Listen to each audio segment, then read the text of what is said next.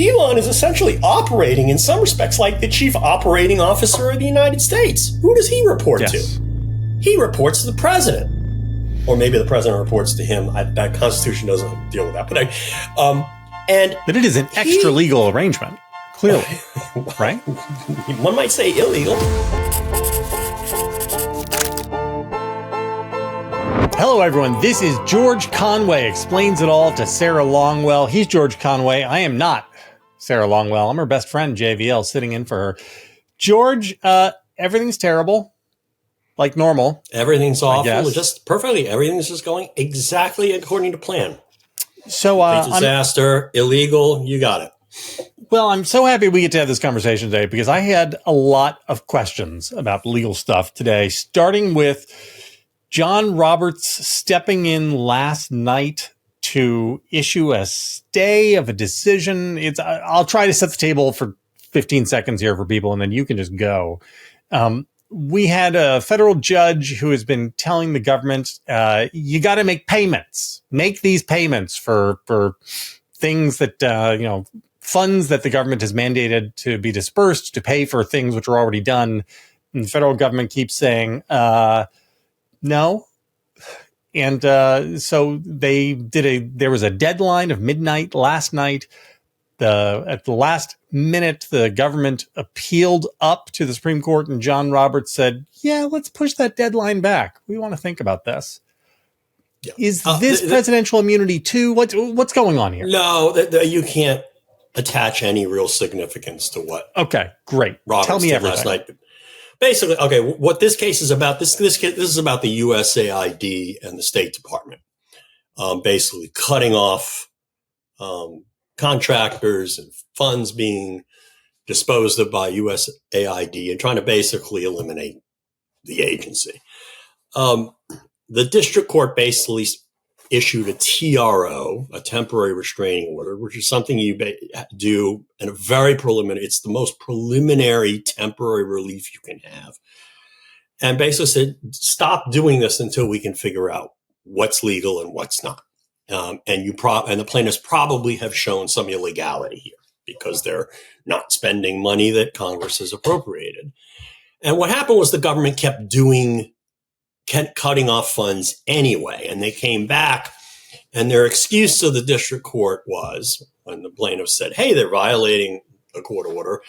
And I'm grossly oversimplifying here because it is an absolute mess what's going on here. When you have litigation about so much, so fast, and you're just getting preliminary rulings from a court, it's hard to see which way is up. And there's a lot of confusion, and the government's doing its best, I think, to create confusion.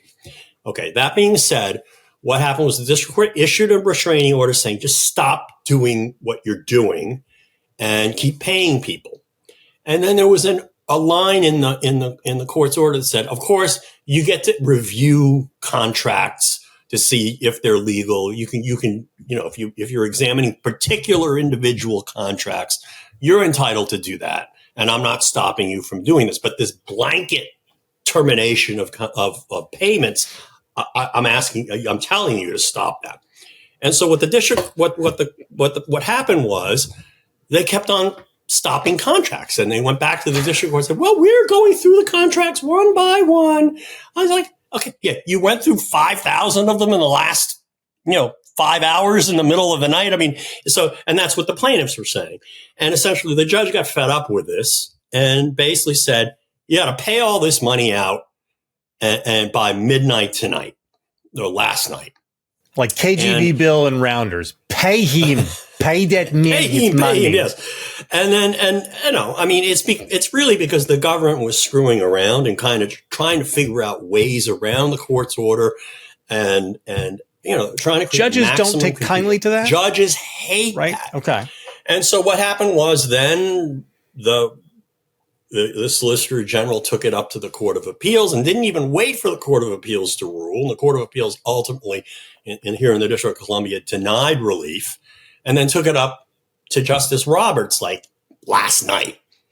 And, justices get to act as quote unquote circuit justice. One justice can act on an application basically to tee it up to the rest of the court. Sometimes they can issue orders, like, when nobody else is around and they're forced to, they can do all sorts of things. But all Chief Justice Roberts did was, well, we got to see what the other side's got to say. And it's the middle of the night. So let's put a temporary administrative stay in place so the government doesn't have to comply. A stay on the TRO. A stay on the order that the court issued to enforce its TRO. This is how tangled it gets.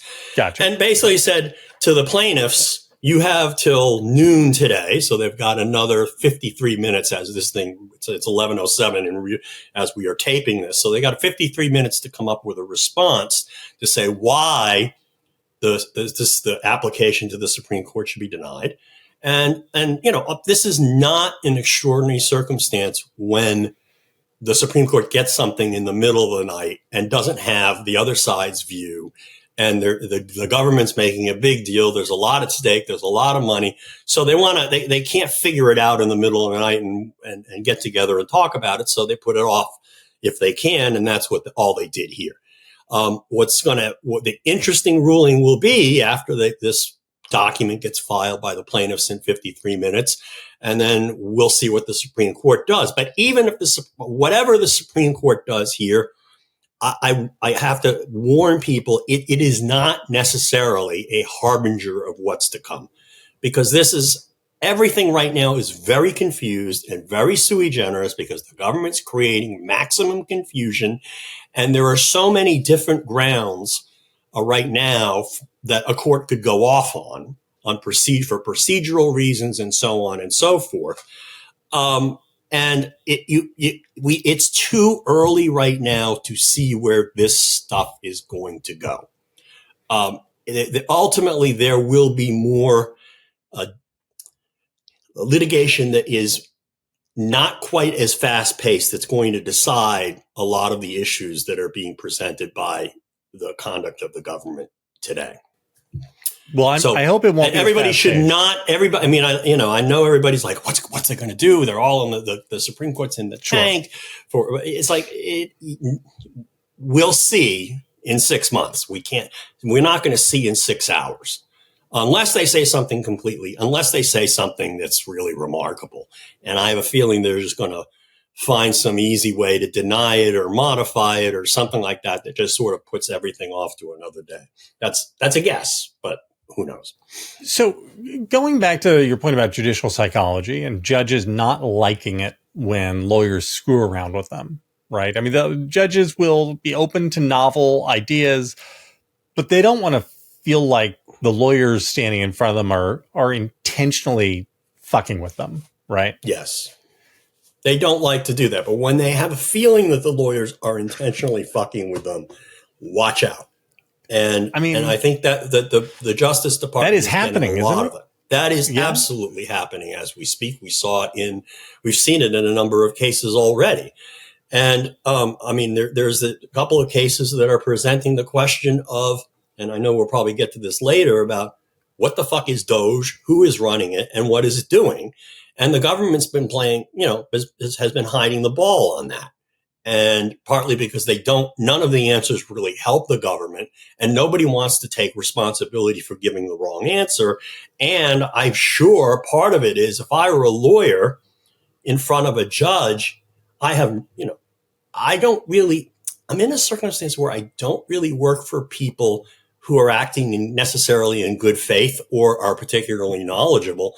And it's like, I don't want to go in front of a federal judge and give an answer that turns out to be completely false, particularly when you got this, like there's this affidavit the other day that they submitted in one of these cases where they basically said, we don't know who's in charge of DOGE. And then later they answered it. It's a combination of mass confusion, bad faith, and incompetence is what we are seeing on behalf of the government. And, it looks to the outside world, it looks like, wow, they really know what they're doing because they're really, really doing all this stuff. And it's like, remember, it's easy to create destruction. Okay. If you put a bunch of monkeys at a keyboard with things that set off bombs, they're going to be very effective at blowing shit up. Okay, they will make a big noise. They may not necessarily blow the stuff up that you would want them to blow up, but they're creating, it looks like, wow, they've got this plan. So, I mean, the plan here overall is to basically dismantle the federal government. That's what they're trying to do. And they don't care how they do it. They don't care if somebody tells them not to do it.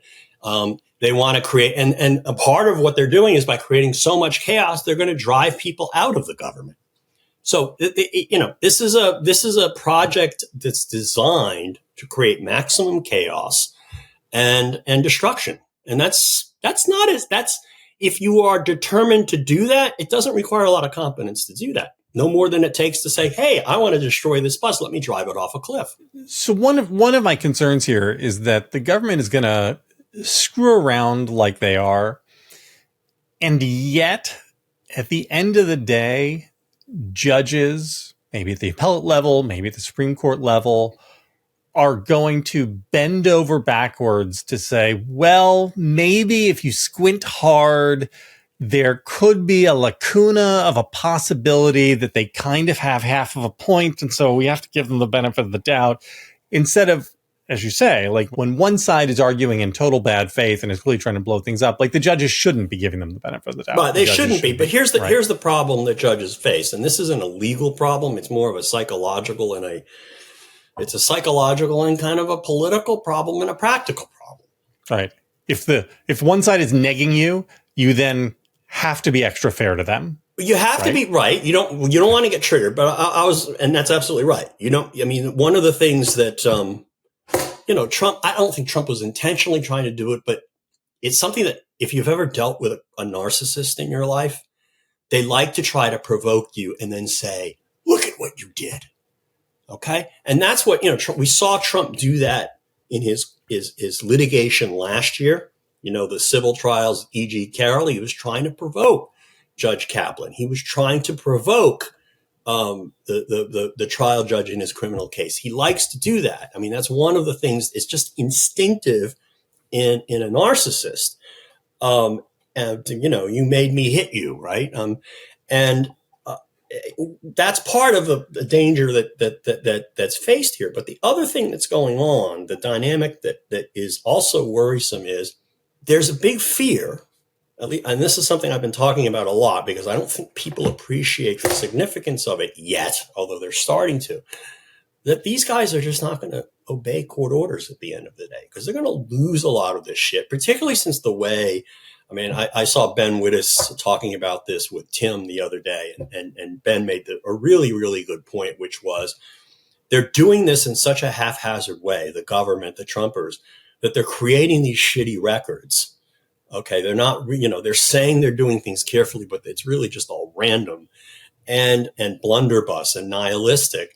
They're going to lose a lot of these cases that some cases that they might have otherwise won because they're just doing it in such a willy-nilly fashion. But here's the danger. Because they're just taking on all these cases, you have to believe that they don't care what the judges say. And at the end of the day, you have to start thinking, are they really going to obey court orders? And we saw that with J.D. Vance when he said the other day, well, why should we obey court orders? And then we actually saw it yesterday on Capitol Hill at the confirmation hearings of a couple of their justice nominees, I think Emile Bove and I forget who the others were, but they're not giving square answers on the question of, well, does the executive branch have to obey court orders? And they say, well, it depends on the phase of the moon. It's hard to say. This is hypothetical. Could be Tuesday. I don't know. I just have no idea. And the danger with that, I'm going on over long here, is that courts are going to fear that if they enjoin the government, which they would otherwise have done in a normal administration, their orders are going to get defied, and then the system will collapse. So the courts judges may feel, I don't want to push that button. I want to, because I'm afraid that they're just going to ignore me, and then we'll be able to do nothing about any of this. And that's a problem potentially. And it's very funny too when you think about it, because the case that everyone talks about, you learn about it in high school American government class, and you certainly study it in law school. Marbury versus Madison is the case for which that established the proposition that the courts have the final say on what the law is. But the irony was in that case, and I'm not going to go into the whole history of it, was the Chief Justice Marshall actually didn't tell the government it had to do anything in that case. He said, "Oh, this is obviously illegal. That what the government is doing, not giving these commissions to these judges that were appointed by the last administration. But turns out, if you read carefully the Constitution, we don't have jurisdiction to say what I just said." So he basically said that we get to say what the law is, but he didn't put himself in a position where President Jefferson could give him the finger and say, I'm just going to ignore you, John. So it's a very, very weird dance that's going on here. And there are so many cases. I mean, I cannot keep track of them. I was going through, there's this wonderful litigation tracker that is on justsecurity.org. And it's just like, you cannot keep track of all these cases. There are so many cases that have been brought for so many different reasons. I mean, sometimes it's just outright violations, alleged violations of law or the Constitution, like the birthright citizenship case. And then there are a whole bunch of things. Can they fire people? Well, is it, it's going to depend on who those people are, what their positions are in the government, whether they're confirmed officials or not, whether they have civil service protections, all kinds of different variations there. And then there are all sorts of other cases like can they just do what they're doing? Like, is DOGE legal? Can you just not spend money that was appropriated for a particular subject? And they're going to lose a bunch of those cases. And sooner or later, we're going to face the question of, are they going to actually say, we are refusing to obey the order? The case that just went up to the Supreme Court, they're not saying we're not refusing to obey the order. They're saying the order, we couldn't even comply with the order, right, if we tried to. And plus we have there are reasons, there are exceptions in the order. We fall within there. And then they're also like, this should have been in the Federal Court of Claims because you're asking us to pay money. And they're throwing everything out there. And it's very, very confusing. They haven't gotten to the point where they would say, we will not obey this order. That's clear as day. Could they do that with a Supreme Court order? So this, you see what I'm saying? But this is what I'm saying. Instead of saying, no, John Roberts, go suck on a lemon, could they get an order that goes contrary to them and then just not comply with it, right? But for it's not compliable. It's not, do you see what I'm saying? Like defy it without saying there is no difference. There is no difference as a practical matter between the enforcement of the Supreme Court. When the Supreme Court issues an order, it basically just says, we're affirming this decision, we're reversing this decision. The ultimate order that is being obeyed when that happens is the order of the district court, which has either been affirmed, modified, or reversed in some fashion. So you can't really make a distinction between these politically it matters, though. Politically, it does matter. Yeah. If the Supreme Court says you're doing something illegal, obviously that carries more weight publicly. But in terms of the actual enforcement of the order, which is ultimately the order of the district court, there's no difference. And we've talked about this. I've talked about this with Sarah. It's like the way that courts enforce their orders, generally speaking, is through the United States Marshal Service. And the United States Marshal Service, can go out, and if J.B. Last decides he doesn't want to obey a court order, the The court issues an order calling for the arrest of JV Last to hold him in civil contempt, and it's given to a United States Marshal, and he goes out and finds you. What's your address, by the way? So they find you and they arrest you, or they attach your property if you're being fined or something. And what could happen here is the United States Marshal, the head of the Marshal Service, could basically decide, I'm not giving these orders out to my marshals for enforcement because Donald Trump told me not to. So we could get to that point. So I was going to save this for the end, but we're here already. As when you're in law school, one of the courses you take is like a philosophy of the law or legal philosophy or jurisprudence course where, you sort of go to the abstract ideas of what is law. Right. George, what is law? Because if you have some pieces of paper on file somewhere that say a bunch of stuff, but then the branch which is charged with executing and enforcing the laws simply won't do it. Does the law exist? Like what? No. I mean, what? But that's that you've struck the exact point. I mean, once the executive stops obeying laws, what law do we have? Right? The gun. And we have the law of the gun. If we don't, we basically, if Chief Justice Roberts, a unanimous opinion for the Supreme Court of the United States, to use the hypothetical that you were implying, if what they have to say has no more purchase with the government than you and I writing an essay together, well, we're not promulgating law, and neither is the Supreme Court, because it's not getting enforced. And that's why everybody should be absolutely terrified. I mean, I hate to be the alarmist, but it's like this is that's my job. The fact that we are even talking about the possibility, and I've had this conversation with other lawyers, with professors of government who have studied comparative government. I've had this conversation with a lot of people, former judges. Nobody tells me that I'm wrong here, that this couldn't happen, because they're watching and they're seeing what these people are doing. They are essentially running roughshod over Article 1 of the Constitution, which is Congress's powers, for example, to appropriate money. And they're basically just saying, we're going to say, you appropriate that money, we're going to ignore you. We're going to ignore the statute. We're even going to ignore what the Constitution says in the Birthright Citizenship Clause. Well, if they're willing to do that in so many different ways, why are they going to obey a court order that says you shall obey the thing that you were ignoring?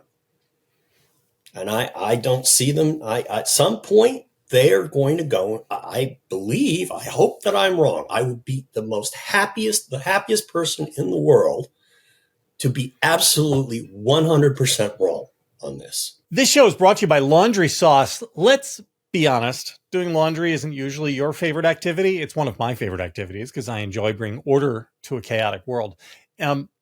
But if you're a normal person for whom it's not super fun, what if it could feel like an indulgence? There's now this new company called Laundry Sauce, which isn't just about cleaning your clothes. It's about soaking in rich, sophisticated scents that turn your whole routine into a luxurious experience.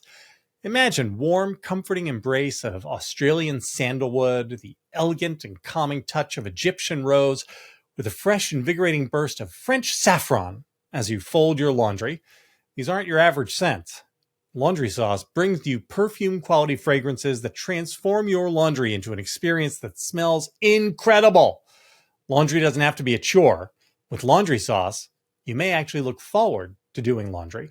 Use code AskGeorge to get 20% off your entire order when you use code AskGeorge at laundrysauce.com.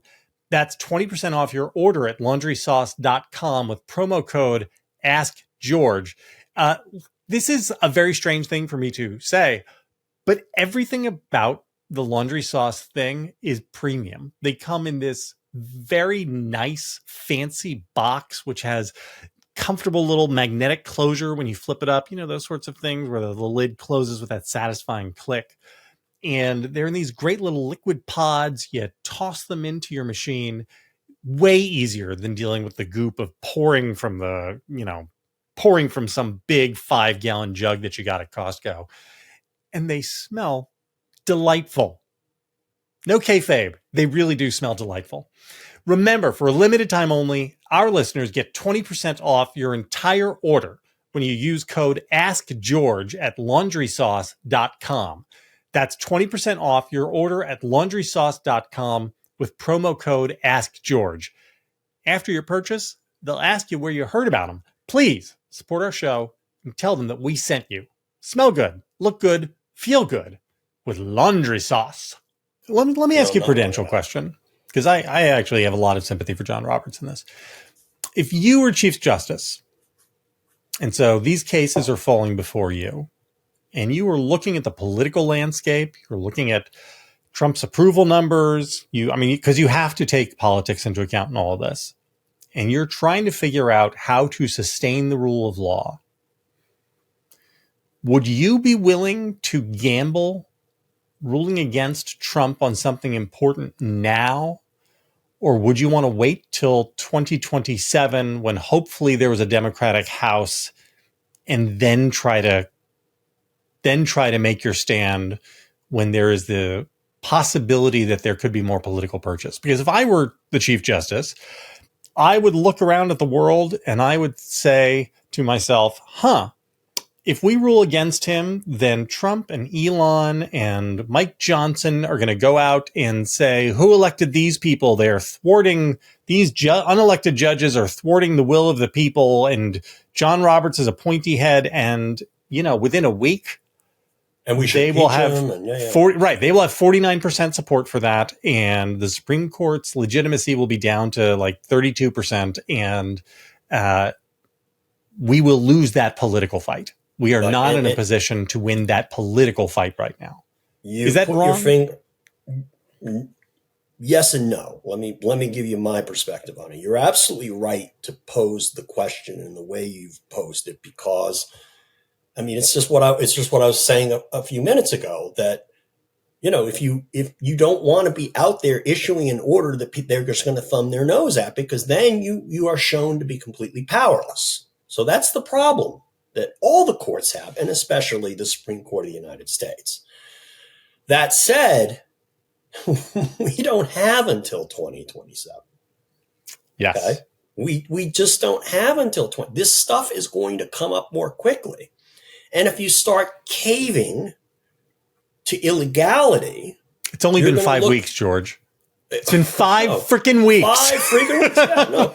If you start, these cases are right now in their preliminary stages, and right now they can dodge issues because they're just saying, we're just doing this at a preliminary stage. We're not passing on the merits. We're saying that, we're just saying this is a practical matter. It should be done this way. Or, there are all sorts of procedural ways to avoid substantive questions here, which are, and rightfully so, not just because you want it, not for any political reason, but it's because we don't have complete records here on what's going on. We don't even know what DOGE is actually doing in a lot of respects. What are the main? We kind of know on a superficial level that they're doing bad stuff, but we don't know the details. How will they do discovery? Well, I mean this literally. How do you do discovery on this case to actually even find what the facts are when DOGE is doing this all under the cloak of night? And there's and that's how why will they're a court trying to establish the facts?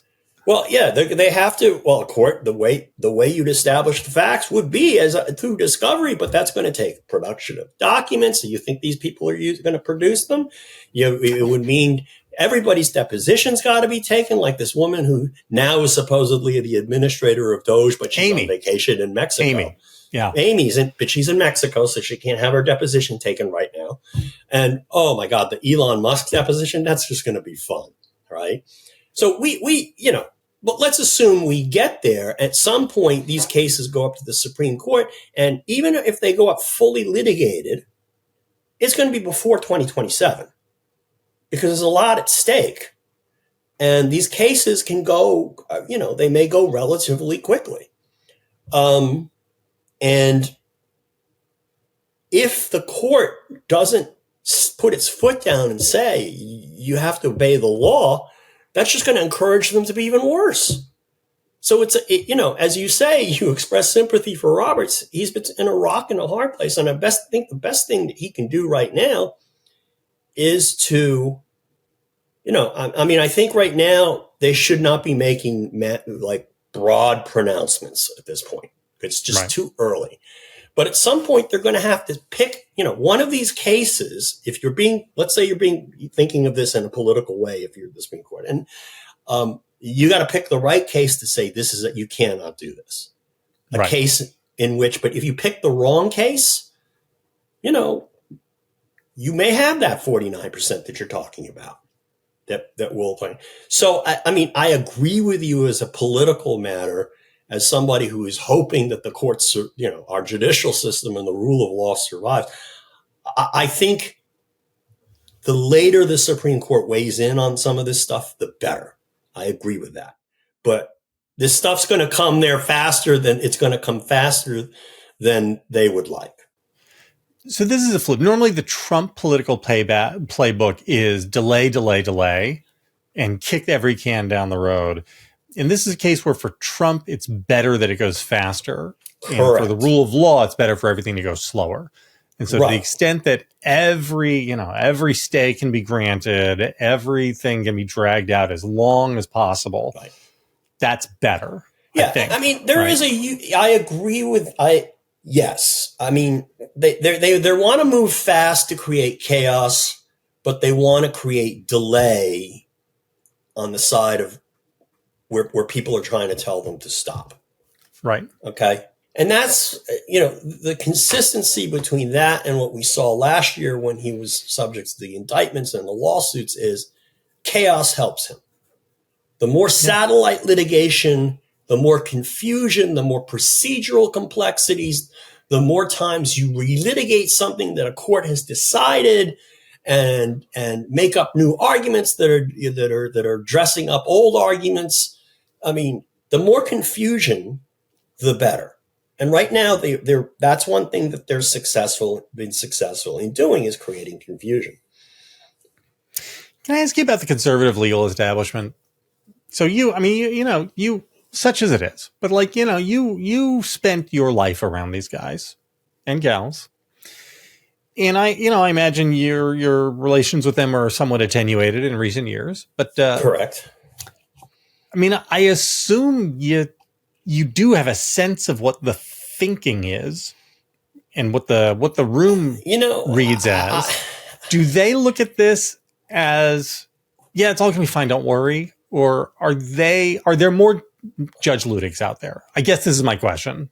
I think are there other conservatives and legal establishment types who are looking at this going, crap? Yes. I'll give you, I wish I could name the person, but I was talking to a friend of mine who is a liberal, but teaches a course somewhere, I won't say where in the country, with a very prominent conservative litigator whose name you might even recognize. And the conservative litigator is distraught about Trump and thinks that Trump is basically, ending the Constitution, and that the Constitution doesn't really have a mechanism to deal with somebody like Trump. Actually, it does. It has impeachment, but the GOP has forsaken it and forsaken their Article I duties in Congress. And there are a lot of people like that, and there are a lot of people who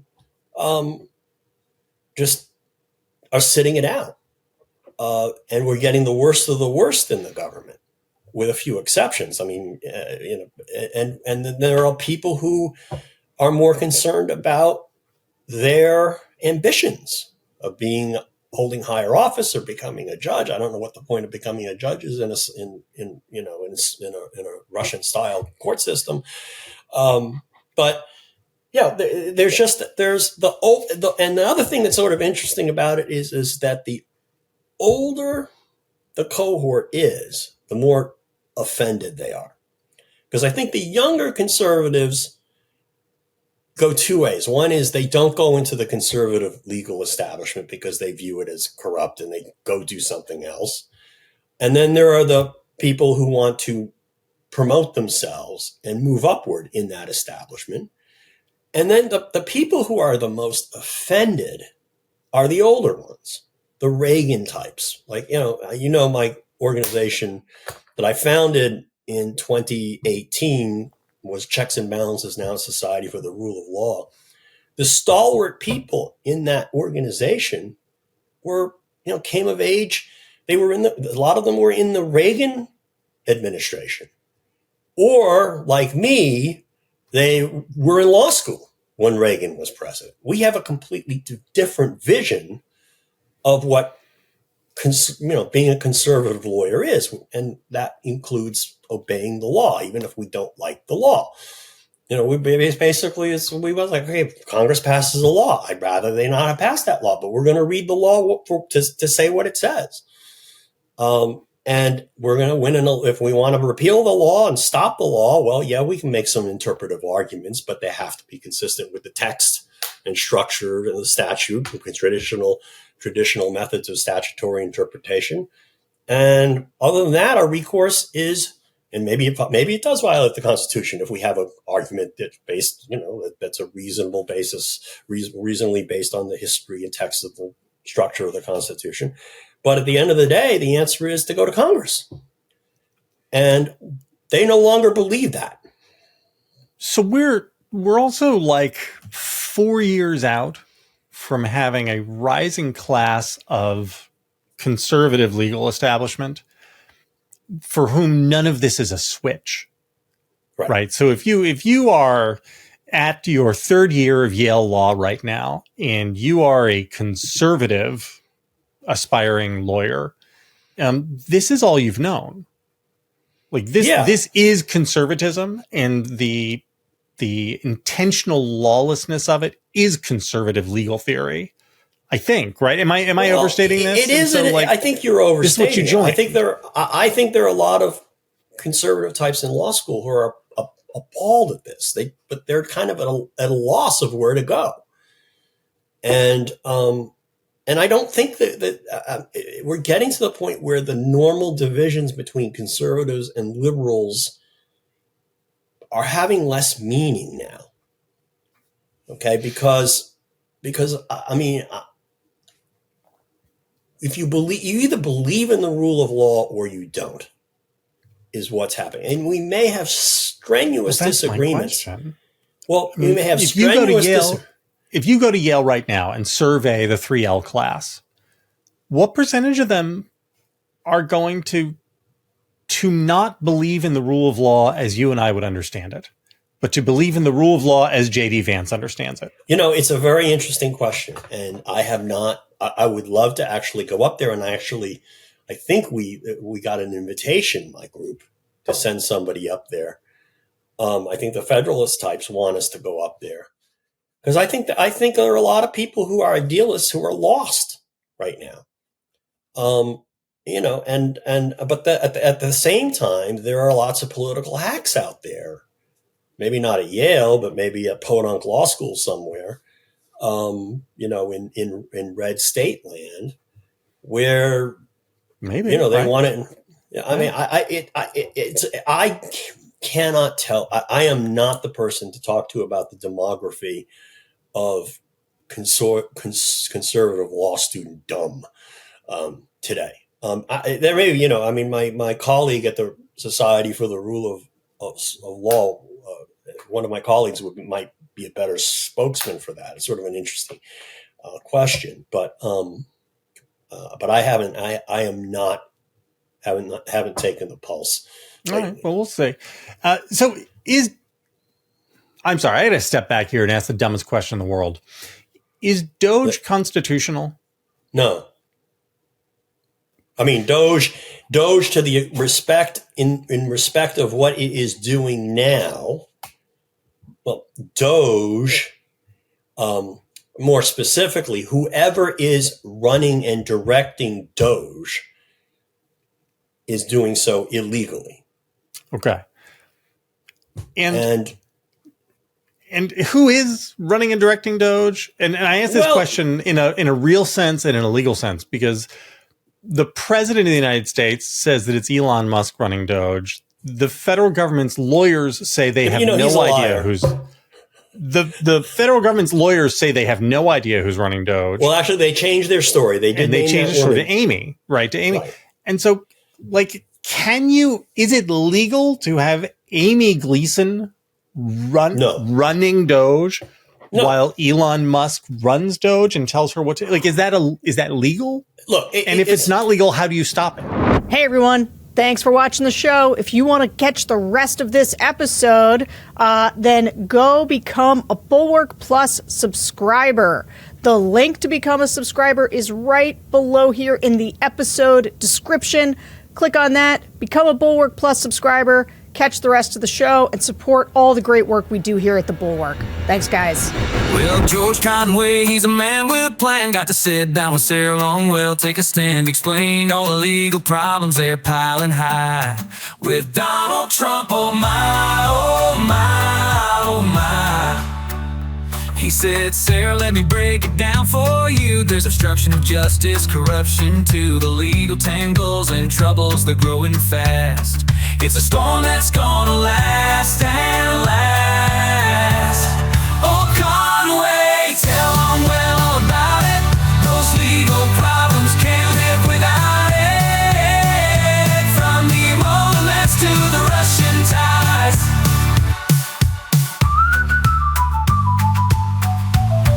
Oh, Sarah, listen close.